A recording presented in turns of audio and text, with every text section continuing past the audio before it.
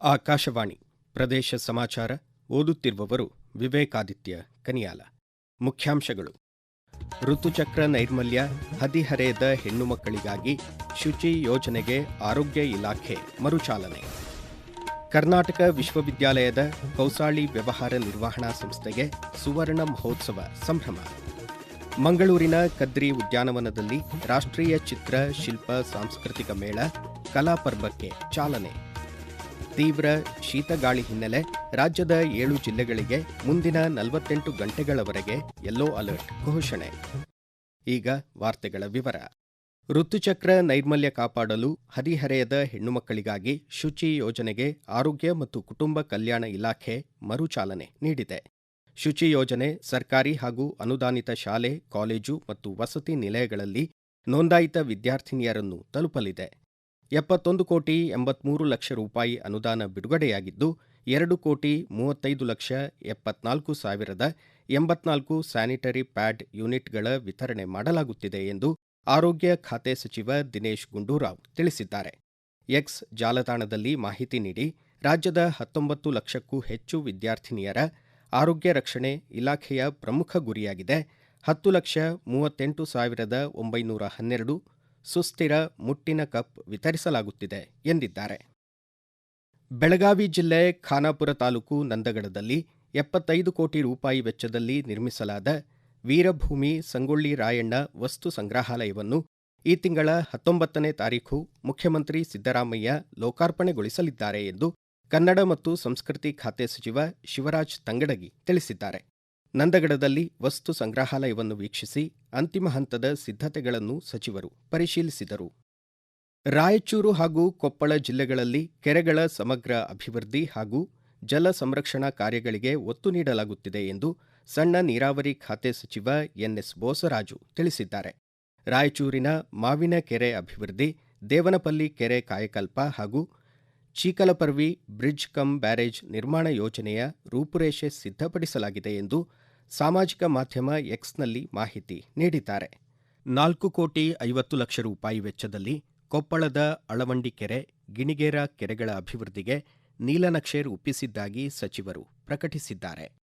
ಹಾವೇರಿ ಜಿಲ್ಲೆ ಬ್ಯಾಡಗಿ ಪಟ್ಟಣ ಪ್ರಮುಖ ವಾಣಿಜ್ಯ ಕೇಂದ್ರವಾಗಿದ್ದು, ಯಶವಂತಪುರ ವಾಸ್ಕೋಡಿಗಾಮ ಎಕ್ಸ್ಪ್ರೆಸ್ ಹಾಗೂ Hubballi Bengaluru new super fast express ರೈಲುಗಳನ್ನು ನಿಲುಗಡೆಗೆ ಕೋರಿ ಧಾರವಾಡ ಜಿಲ್ಲೆ ಹುಬ್ಬಳ್ಳಿಯ ಕರ್ನಾಟಕ ವಾಣಿಜ್ಯೋದ್ಯಮ ಸಂಸ್ಥೆಯ ಅಧ್ಯಕ್ಷ ಜಿಕೆ ಆದಪ್ಪಗೌಡರ್ ನೇತೃತ್ವದ ನಿಯೋಗ ನೈಋತ್ಯ ರೈಲ್ವೆ ಹುಬ್ಬಳ್ಳಿ ವಲಯದ ಮಹಾಪ್ರಬಂಧಕ ಮುಕುಲ್ ಸರನ್ ಮಾಥೂರ್ ಅವರಿಗೆ ಮನವಿ ಸಲ್ಲಿಸಿತು. ಹುಬ್ಬಳ್ಳಿ ಧಾರವಾಡ ಮಹಾನಗರ ಪಾಲಿಕೆ 2ನೇ ಆವೃತ್ತಿಯ ಸ್ವಚ್ಛ ಭಾರತ್ ಮಿಷನ್ ಹಾಗೂ ಸ್ವಚ್ಛತಾ ಹಿ ಸೇವಾ ಜನಾಂದೋಲನದಡಿ ಸ್ವಚ್ಛ ಸಂಕಲ್ಪಕ್ಕಾಗಿ ಓಟ, ಪ್ರತಿ ಹೆಜ್ಜೆಯಲ್ಲೂ ಸ್ವಚ್ಛ ಭಾರತ ಎಂಬ ಸಂದೇಶದೊಂದಿಗೆ ನಾಳೆ ಬೆಳಗ್ಗೆ 7 ಗಂಟೆಗೆ ಹುಬ್ಬಳ್ಳಿಯ ತೋಳನಕೆರೆಯಿಂದ ಉಣಕಲ್ ಕೆರೆಯವರೆಗೆ ಮ್ಯಾರಥಾನ್ ಮತ್ತು ಸೈಕ್ಲಥಾನ್ ಆಯೋಜಿಸಿದೆ. ಪ್ರದೇಶ ಸಮಾಚಾರಕ್ಕಾಗಿ ಈ ಕುರಿತು ಮಾಹಿತಿ ನೀಡಿದ್ದಾರೆ ಮಹಾನಗರ ಪಾಲಿಕೆ ಆಯುಕ್ತ ರುದ್ರೇಶ್ ಘಾಳಿ. ಹುಬ್ಬಳ್ಳಿ ಧಾರವಾಡ ಮಹಾನಗರ ಪಾಲಿಕೆ ವತಿಯಿಂದ ಒಂದು ವಿಶೇಷ ಕಾರ್ಯಕ್ರಮವನ್ನ ನಾವು ಹಮ್ಮಿಕೊಂಡಿದ್ದೇವೆ. ಜನವರಿ 11 ಭಾನುವಾರ ಬೆಳಗ್ಗೆ 7 ಗಂಟೆಗೆ ನಾವು ಬೃಹತ್ ಮ್ಯಾರಥಾನ್ ಮತ್ತು ಸೈಕ್ಲೋಥಾನ್ ಆಯೋಜಿಸಿದ್ದೇವೆ. ಇದು ಕೇವಲ ಓಟವಲ್ಲ, ನಮ್ಮ ನಗರದ ಸ್ವಚ್ಛತೆಗಾಗಿ ನಾವು ಹಾಕುತ್ತಿರುವ ಒಂದು ಹೆಜ್ಜೆ. ತೋಳನಕೆರೆಯಿಂದ ಉಣಕಲ್ ಕೆರೆವರೆಗೆ ಮ್ಯಾರಥಾನ್ ಹಾಗೂ ಸೈಕ್ಲೋಥಾನ್ ಇರಲಿದೆ.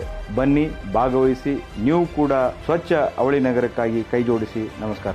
ಯುವ ಸಬಲೀಕರಣ ಮತ್ತು ಕ್ರೀಡಾ ಇಲಾಖೆ ಹಾಗೂ ಮೂಡಿಗೆರೆಯ ಕ್ರಿಯೇಟಿವ್ ಮೈಂಡ್ಸ್ ಅಸೋಸಿಯೇಷನ್ ಸಹಯೋಗದಲ್ಲಿ ಬರುವ 15ನೇ ತಾರೀಕು ಚಿಕ್ಕಮಗಳೂರು ಜಿಲ್ಲೆಯ ಎತ್ತಿನಭುಜದಲ್ಲಿ ಚಾರಣ ಪರಿಸರ ಅಧ್ಯಯನ ಶಿಬಿರ ಹಾಗೂ ಸ್ವಚ್ಛತಾ ಆಂದೋಲನ ಆಯೋಜಿಸಲಾಗಿದೆ.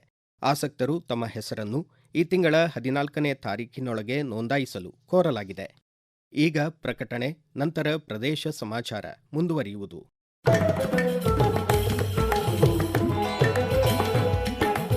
ನಮ್ಮ ಎಲ್ಲಾ ರಾಷ್ಟ್ರೀಯ ವಾರ್ತೆಗಳು ಹಾಗೂ ಪ್ರದೇಶ ಸಮಾಚಾರ ಈಗ ಆಕಾಶವಾಣಿ ನ್ಯೂಸ್ ಕನ್ನಡ ಯೂಟ್ಯೂಬ್ ಚಾನೆಲ್ನಲ್ಲಿ ಲಭ್ಯ. ನಮ್ಮ ಎಕ್ಸ್ ಖಾತೆ ಮತ್ತು ಇನ್ಸ್ಟಾಗ್ರಾಂ ಖಾತೆ ಆಕಾಶವಾಣಿ ನ್ಯೂಸ್ ಕನ್ನಡ. ಹೆಚ್ಚಿನ ಮಾಹಿತಿಗಾಗಿ ನಮ್ಮ ಫೇಸ್ಬುಕ್ ಖಾತೆ ಆಕಾಶವಾಣಿ ವಾರ್ತೆ ಕನ್ನಡವನ್ನು ಅನುಸರಿಸಿ.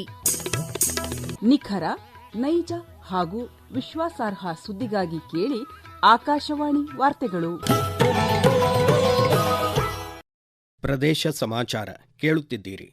ಕರ್ನಾಟಕ ವಿಶ್ವವಿದ್ಯಾಲಯದ ಕೌಸಾಳಿ ವ್ಯವಹಾರ ನಿರ್ವಹಣಾ ಸಂಸ್ಥೆಯ ಸುವರ್ಣ ಮಹೋತ್ಸವ ಸಂಭ್ರಮದ ಹಿನ್ನೆಲೆ ಕಾರ್ಡಿಫ್ ವಿಶ್ವವಿದ್ಯಾಲಯದ ಸಹಯೋಗದಲ್ಲಿ ಅಂತಾರಾಷ್ಟ್ರೀಯ ವಿಚಾರ ಸಂಕಿರಣ ಆಯೋಜಿತವಾಗಿದೆ.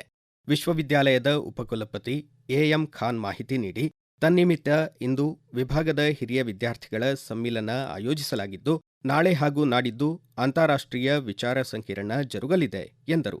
ಕೌಸಾಳಿ ವ್ಯವಹಾರ ನಿರ್ವಹಣಾ ಸಂಸ್ಥೆಯ ನಿರ್ದೇಶಕ ಪ್ರೊಫೆಸರ್ ಉತ್ತಮ್ ಕುಮಾರ್ ಕಿನ್ನಂಗೆ ಮಾಹಿತಿ ನೀಡಿ, ಕಾರ್ಡಿಫ್ ಸ್ಕೂಲ್ ಆಫ್ ಮ್ಯಾನೇಜ್ಮೆಂಟ್ನ ಹಿರಿಯ ಪ್ರಾಧ್ಯಾಪಕ ರಮಾಕಾಂತ್ ಪಾತ್ರ ಹಾಗೂ ರಾಜ ಶ್ರೀಧರನ್ 2 ತಾಂತ್ರಿಕ ಗೋಷ್ಠಿಗಳಲ್ಲಿ ಭಾಗವಹಿಸಲಿದ್ದಾರೆ ಎಂದರು. ಮಂಗಳೂರಿನ ಕದ್ರಿ ಉದ್ಯಾನವನದಲ್ಲಿ ಕರಾವಳಿ ಉತ್ಸವದ ಹಿನ್ನೆಲೆ ರಾಷ್ಟ್ರೀಯ ಚಿತ್ರ ಶಿಲ್ಪ ಸಾಂಸ್ಕೃತಿಕ ಮೇಳ ಕಲಾಪರ್ವ ಆಯೋಜಿಸಲಾಗಿದೆ.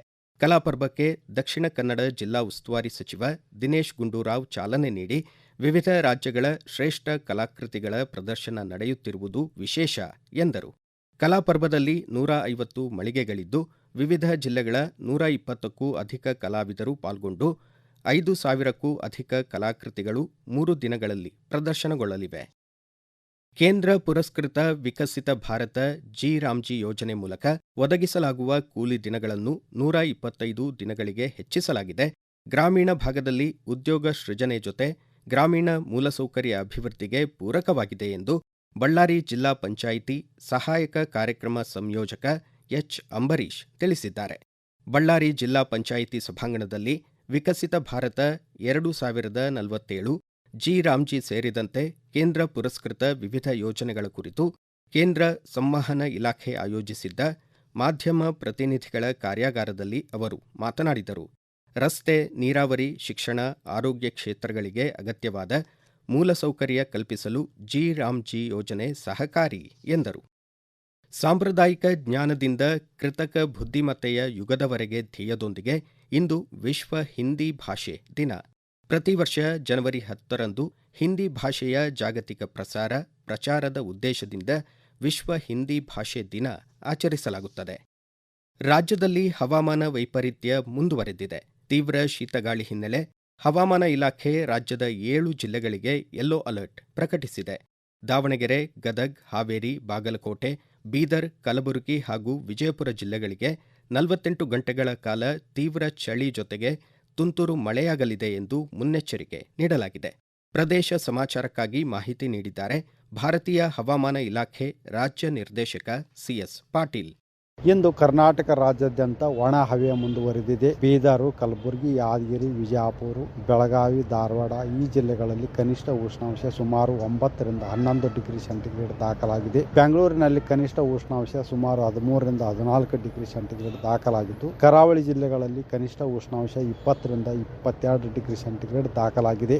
ಜನವರಿ 8 ರಿಂದ ಜನವರಿ 14ರವರೆಗೆ ಎಲ್ಲಾ ಜಿಲ್ಲೆಗಳಲ್ಲಿ ಒಣ ಹವೆ ಮುಂದುವರಿಯುವ ಹೆಚ್ಚಿನ ಸಾಧ್ಯತೆ ಇದೆ. ಉತ್ತರ ಒಳನಾಡಿನ ಬಹುತೇಕ ಎಲ್ಲಾ ಜಿಲ್ಲೆಗಳಲ್ಲಿ ಕನಿಷ್ಠ ಉಷ್ಣಾಂಶ ಸುಮಾರು 10 ರಿಂದ 12 ಡಿಗ್ರಿ ಸೆಂಟಿಗ್ರೇಡ್ ಮುಂದುವರಿಯುವ ಹೆಚ್ಚಿನ ಸಾಧ್ಯತೆ ಇದ್ದು, ದಕ್ಷಿಣ ಒಳನಾಡಿನ ಜಿಲ್ಲೆಗಳಲ್ಲಿ ಕನಿಷ್ಠ ಉಷ್ಣಾಂಶ ಸುಮಾರು 14 ರಿಂದ 16 ಡಿಗ್ರಿ ಸೆಂಟಿಗ್ರೇಡ್ ಇರುವ ಹೆಚ್ಚಿನ ಸಾಧ್ಯತೆ ಇದೆ. ಅಖಿಲ ಭಾರತ ಅಂತರ್ ವಿಶ್ವವಿದ್ಯಾಲಯಗಳ ಪುರುಷ ಮತ್ತು ಮಹಿಳೆಯರ 85ನೇ ಅಥ್ಲೆಟಿಕ್ಸ್ ಚಾಂಪಿಯನ್ಶಿಪ್ ದಕ್ಷಿಣ ಕನ್ನಡ ಜಿಲ್ಲೆ ಮೂಡುಬಿದಿರೆಯಲ್ಲಿ ಈ ತಿಂಗಳ 12ನೇ ತಾರೀಖಿನಿಂದ 16ರವರೆಗೆ ನಡೆಯಲಿದೆ ಎಂದು ಆಳ್ವಾಸ್ ಶಿಕ್ಷಣ ಪ್ರತಿಷ್ಠಾನದ ಅಧ್ಯಕ್ಷ ಎಂ ಮೋಹನ ಆಳ್ವ ತಿಳಿಸಿದ್ದಾರೆ. ರಾಜೀವ್ ಗಾಂಧಿ ಆರೋಗ್ಯ ವಿಜ್ಞಾನಗಳ ವಿಶ್ವವಿದ್ಯಾಲಯ, ಭಾರತೀಯ ವಿಶ್ವವಿದ್ಯಾಲಯಗಳ ಸಂಘಟನೆಯ ಸಹಭಾಗಿತ್ವದಲ್ಲಿ ಮೂಡುಬಿದಿರೆಯ ಸ್ವರಾಜ್ ಮೈದಾನದಲ್ಲಿ ಕ್ರೀಡಾಕೂಟ ನಡೆಯಲಿದೆ. ದೇಶದ 312 ವಿಶ್ವವಿದ್ಯಾಲಯಗಳ 4,288 ಅಥ್ಲೀಟ್ಗಳು ಹಾಗೂ 1,000ಕ್ಕೂ ಹೆಚ್ಚು ಅಧಿಕಾರಿಗಳು ಪಾಲ್ಗೊಳ್ಳಲಿದ್ದಾರೆ. ಕೊನೆಯಲ್ಲಿ ಮತ್ತೊಮ್ಮೆ ಮುಖ್ಯಾಂಶಗಳು. ಋತುಚಕ್ರ ನೈರ್ಮಲ್ಯ, ಹದಿಹರೆಯದ ಹೆಣ್ಣು ಮಕ್ಕಳಿಗಾಗಿ ಶುಚಿ ಯೋಜನೆಗೆ ಆರೋಗ್ಯ ಇಲಾಖೆ ಮರುಚಾಲನೆ. ಕರ್ನಾಟಕ ವಿಶ್ವವಿದ್ಯಾಲಯದ ಕೌಸಾಳಿ ವ್ಯವಹಾರ ನಿರ್ವಹಣಾ ಸಂಸ್ಥೆಗೆ ಸುವರ್ಣ ಮಹೋತ್ಸವ ಸಂಭ್ರಮ. ಮಂಗಳೂರಿನ ಕದ್ರಿ ಉದ್ಯಾನವನದಲ್ಲಿ ರಾಷ್ಟ್ರೀಯ ಚಿತ್ರ ಶಿಲ್ಪ ಸಾಂಸ್ಕೃತಿಕ ಮೇಳ ಕಲಾಪರ್ವಕ್ಕೆ ಚಾಲನೆ. ತೀವ್ರ ಶೀತಗಾಳಿ ಹಿನ್ನೆಲೆ ರಾಜ್ಯದ 7 ಜಿಲ್ಲೆಗಳಿಗೆ ಮುಂದಿನ 48 ಗಂಟೆಗಳವರೆಗೆ ಯೆಲ್ಲೋ ಅಲರ್ಟ್ ಘೋಷಣೆ. ಇಲ್ಲಿಗೆ ಪ್ರದೇಶ ಸಮಾಚಾರ ಮುಕ್ತಾಯವಾಯಿತು. ನಮ್ಮ ಮುಂದಿನ ರಾಷ್ಟ್ರೀಯ ವಾರ್ತಾ ಪ್ರಸಾರ ಈ ಬೆಳಗ್ಗೆ 7:35 ನಿಮಿಷಕ್ಕೆ.